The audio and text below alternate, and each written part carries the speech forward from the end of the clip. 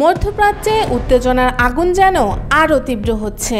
ইসরায়েলের উত্তরাঞ্চলীয় বন্দর নগরী হাইফা, রাজধানী তেল আবিব সহ বিভিন্ন শহরে আঘাত হেনেছে ইরানের একাধিক ব্যালিস্টিক ক্ষেপণাস্ত্র। আন্তর্জাতিক পর্যবেক্ষকরা বলছেন, এ হামলা শুধু প্রতীকী প্রতিশোধ নয়, বরং স্পষ্ট বার্তা যে ইরান আর পেছনে ফেরার পক্ষে নয়। শামিল মারাকিজ নিজামি ও আমনিয়াতি।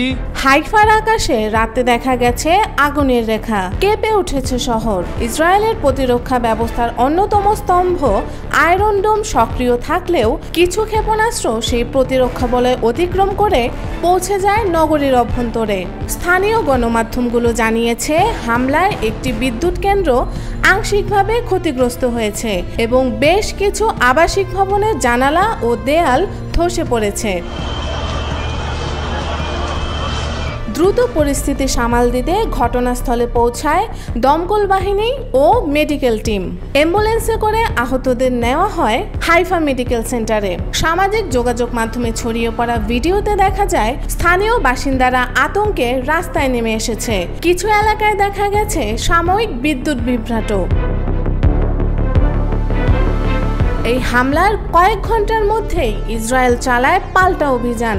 আইডিএফ অর্থাৎ ইসরায়েলি প্রতিরক্ষা বাহিনীর পক্ষ থেকে দাবি করা হয়েছে, তারা ইরানের একটি উচ্চ নিরাপত্তার সামরিক ঘাঁটিতে বিমান হামলা চালিয়েছে। তবে এ বিষয়ে ইরান এখনো আনুষ্ঠানিকভাবে কিছু জানায়নি। ইসরায়েলের প্রতিরক্ষা মন্ত্রী বলেন, এই পদক্ষেপ আমাদের আত্মরক্ষার অংশ। যে কোনো মূল্যে আমাদের জনগণ ও ভূখণ্ড রক্ষা করব। বিশ্লেষকদের মতে ইসরায়েলের এ ধরনের জবাব কৌশলগতভাবে প্রত্যাশিত হলেও এটি পরিস্থিতিকে আরও জটিল করে তুলতে পারে।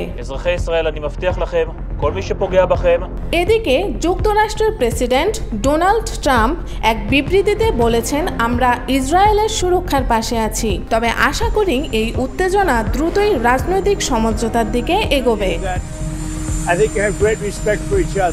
তবে তেহরান থেকে এসেছে সম্পূর্ণ ভিন্ন বার্তা।